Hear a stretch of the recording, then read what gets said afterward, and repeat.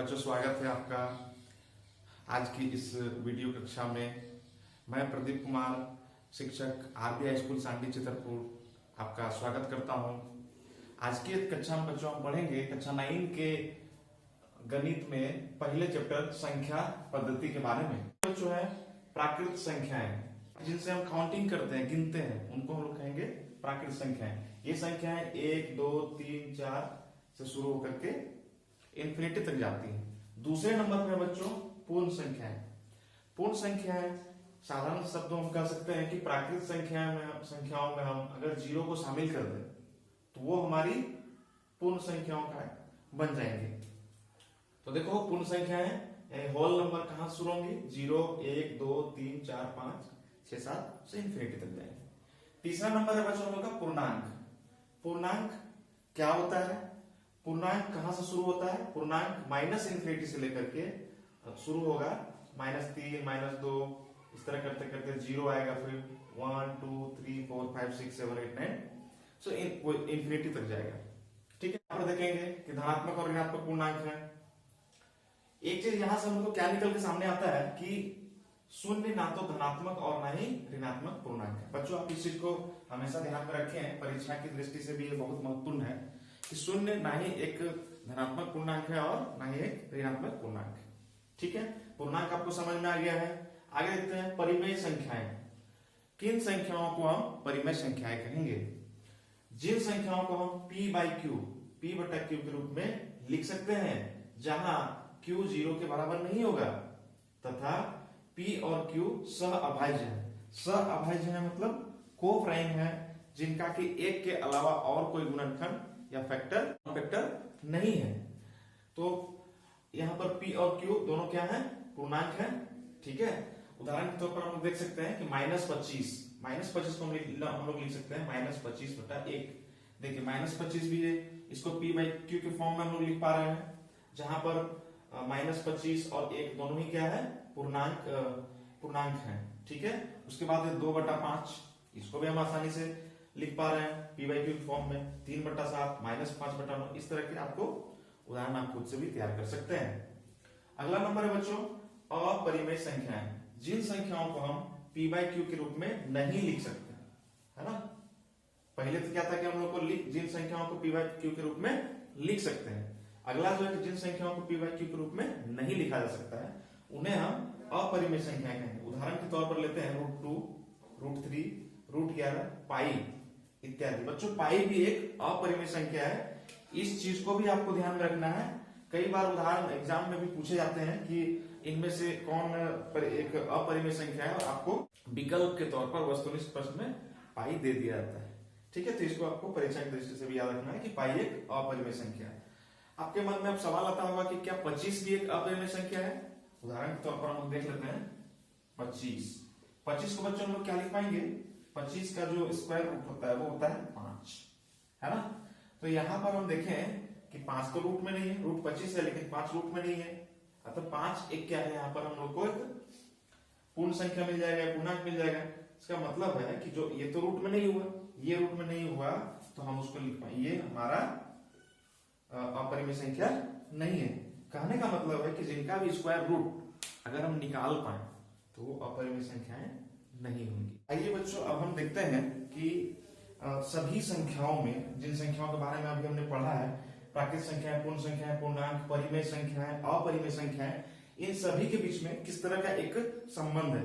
तो बच्चों सबसे पहले तो हम लोग इस चित्र को देखते हैं। ये चित्र आप लोग के लिए बहुत उपयोगी साबित होगा। इस चित्र को आप लोग को ध्यान में रखना है। ठीक है, सबसे पहले देखेंगे कि हमारा जो वास्तविक संख्याएं जो लिखा हुआ है, वास्तविक संख्याओं के अंतर्गत सभी तरह की संख्याएं आ जाती है। हम यहाँ पर देख रहे हैं कि वास्तविक संख्याओं के लिए एक गोल ग्राफ हमने बनाया है, उसमें से सभी तरह की संख्या आ गई है। अपरिमेय संख्या आ गई, परिमेय संख्या, पूर्णांक, पूर्ण संख्या और प्राकृत संख्या। यानी कि हम लोग को वास्तविक संख्या को सभी तरह की संख्याओं का एक सेट बोल सकते हैं, समुच्चय बोल सकते हैं, है ना। वास्तविक संख्याओं में संख्याएं आ गई। उसके बाद हम देखते हैं परिमेय संख्याएं। वास्तविक संख्याएं के अंतर्गत में क्या आ गई हैं? परिमेय संख्याएं। परिमेय संख्याओं के अंदर में पूर्णांक, पूर्णांक के अंदर में भी आ गया है पूर्ण संख्याएं और फिर प्राकृत संख्याएं। इसका मतलब है कि हम लोग इस सारणी के जो चित्र के आधार पर हम लोग सारे प्रश्नों को हम लोग हल कर सकते हैं। आइए देखते हैं। सबसे पहला प्रश्न हम लोग का है, प्रत्येक पूर्ण संख्या एक प्राकृत संख्या है। यहाँ पर देखिए पूर्ण संख्या और प्राकृत संख्या। क्या हम लोग ऐसा कह सकते हैं कि प्रत्येक पूर्ण संख्या एक प्राकृत संख्या है? पूर्ण संख्या में देखिए कौन कौन से आते हैं, 0, 1, 2, 3, 4 इस तरह की संख्या आ रही है। प्राकृत संख्या में तो 0 नहीं है, प्राकृत संख्या में 0 नहीं है। तो प्रत्येक पूर्ण संख्या को, अगर पूर्ण संख्या में अगर हम 0 ले लेते हैं तो 0 तो एक प्राकृत संख्या नहीं है, यानी कि प्रत्येक पूर्ण संख्या को प्राकृत संख्या हम लोग नहीं मान सकते हैं। तो यहाँ हम लोग का ये स्टेटमेंट गलत हो जाता है। दूसरा वाक्य जो है, दूसरा स्टेटमेंट जो है, प्रत्येक प्राकृत संख्या एक पूर्ण संख्या है। यहां पर देख लीजिए, पूर्ण संख्या के सेट में भीतर में प्राकृत संख्या भी है। इसका मतलब है कि हम लोग सभी प्राकृत संख्याओं को हम लोग पूर्ण संख्याएं बोल सकते हैं, यानी कि उसमें प्रत्येक प्राकृत संख्या एक पूर्ण संख्या हो जाएगी हमारी। ठीक है, तो ये स्टेटमेंट जो हमारा है ये सही है। तीसरा जो आया है हमारा, इस तरह का नहीं होगा। तीसरा जो हम लोग का आया है यहाँ पर, प्रत्येक पूर्णांक एक परिमेय संख्या होती है। आप देखिए यहाँ पर परिमेय संख्याओं का जो सेट है, ये हम लोग का सेट है, उसके अंदर में क्या है, परिमेय संख्याओं के अंदर में ही पूर्णांक है, नहीं पूर्णांक है। इसका मतलब है कि हम लोग प्रत्येक पूर्णांक को, जितने भी पूर्णांक है मेरे, उसको हम उनको क्या लिख सकते हैं, परिमेय संख्याओं के रूप में लिखा जा सकता है। तो प्रत्येक पूर्णांक हमारा एक परिमेय संख्या हो जाएगी। ठीक है, उसके बाद प्रत्येक परिमेय संख्या एक पूर्ण संख्या होती है। इस चीज को हम लोग देख लेते हैं। देखिए प्रत्येक परिमेय संख्याओं का सेट ये है और पूर्ण संख्या यहाँ पर। तो हम लोग देखेंगे कि प्रत्येक परिमेय संख्या जो है हमारी -2/3 7/9, क्या पूर्ण संख्या में वैसे नंबर आते हैं? -2/3 7/9 इस तरह की चीजें आ रही है? नहीं आ रही। इसका मतलब है कि प्रत्येक परिमेय संख्या एक पूर्ण संख्या, ये स्टेटमेंट हम लोग का गलत है। उसके बाद अगला जो है बच्चों हम लोग का, प्रत्येक परिमेय संख्या एक पूर्णांक होती है। यहां पर देखिए पूर्णांक यहां पर है, और यहां पर देखेंगे पूर्णांक यहां पर है, परिमेय संख्या है। तो प्रत्येक परिमेय संख्या, देखिए प्रत्येक परिमेय संख्या का सेट ये है, एक पूर्णांक होती है। पूर्णांक कहां पर है, यहां पर है। तो परिमेय संख्या और पूर्णांक को देखिए, परिमेय संख्याओं के अंदर में, पूर्णांक के परिमेय संख्याओं के अंदर में -3/2 -3 -2 इस तरह की चीजें आ रही हैं। तो प्रत्येक परिमेय संख्या को हम लोग पूर्णांक के रूप में हम लोग लिख सकते हैं। ये हम लोग का सही है। तीसरा क्या है, प्रत्येक पूर्णांक एक पूर्ण संख्या होती है। यहां पर देखिए प्रत्येक पूर्णांक को हम लोग पूर्ण संख्या के रूप में लिख सकते हैं? नहीं लिख सकते हैं, क्योंकि पूर्ण संख्या में यहाँ पर देखिए -4 -3 इस तरह के नंबर नहीं है। तो ये हमारा स्टेटमेंट गलत है। इस पे देखिए सभी वास्तविक संख्याएं परिमेय होती है। देखिए ये तो हम लोग का वास्तविक संख्याओं का एक सेट है, उसके अंदर में परिमेय संख्या है। इसका मतलब सभी वास्तविक संख्याओं को हम लोग परिमेय संख्या के रूप में लिख सकते हैं। 8वां नंबर का प्रश्न है हम लोग का, सभी वास्तविक संख्याएं अपरिमेय संख्या होती है। देखिए सभी वास्तविक संख्याओं को हम लोग अपरिमेय संख्या के रूप में लिख सकते हैं। देखिए यहाँ पर अपरिमेय संख्या के सेट में कौन है, √3 √7 √π इस तरह की संख्या है। क्या हम लोग यहाँ पर अपरिमेय संख्या के रूप में 2 को लिख सकते हैं? ये नहीं लिख सकते हैं। इसका मतलब है कि 2 जो यहाँ पर एक, या फिर कहिए आपकी -25 है, या फिर 2 संख्या है, 2 है यहाँ पर, इस चीज को हम लोग तो अपरिमेय संख्या के रूप में लिख नहीं सकते हैं। इसलिए यहाँ पर जो हम लोग का हो जाएगा, ये स्टेटमेंट गलत हो जाता है। तो बच्चों आप इस सारणी को ध्यान में रख करके आसानी से इन प्रश्नों के उत्तर दे सकते हैं। बच्चों आइए अब हम जानेंगे इसी क्रम में आगे बढ़ते हुए, 2 परिमेय संख्याओं के बीच में हम लोगों को कुछ परिमेय संख्याओं को ज्ञात करना है या फिर निकालना है। हमारा पहला प्रश्न है, संख्या 1 तथा 2 के बीच 5 परिमेय संख्याएं लिखें। दूसरा प्रश्न है 3/5 तथा 4/5 के बीच 5 परिमेय संख्याएं लिखें। और हमारा तीसरा प्रश्न है 3/4 तथा 4/3 के बीच में 6 परिमेय संख्याओं को लिखें। बच्चों यहाँ पर आप देखें कि हमने तीनों ही प्रश्नों में अलग अलग तरह की संख्याओं को लिखा है। एक में हमने 1 2 लिया है, 3 5 लिया है, जिनका कि हर समान है, और एक उदाहरण 3 में हमने लिया है जिनका कि हर असमान है। तो उम्मीद है कि आप लोग को इन तीनों उदाहरणों से, इन तीनों प्रश्नों से आपको इस तरह के सवालों को हल करने में मदद मिलेगा। आइए देखते हैं हल। क्वेश्चन नंबर 1 का हल देखते हैं हम लोग। सबसे पहले हम लोग 1 को क्या लिख सकते हैं बच्चों? क्या 1 को हम लोग 6/6 लिख सकते हैं? लिख सकते हैं।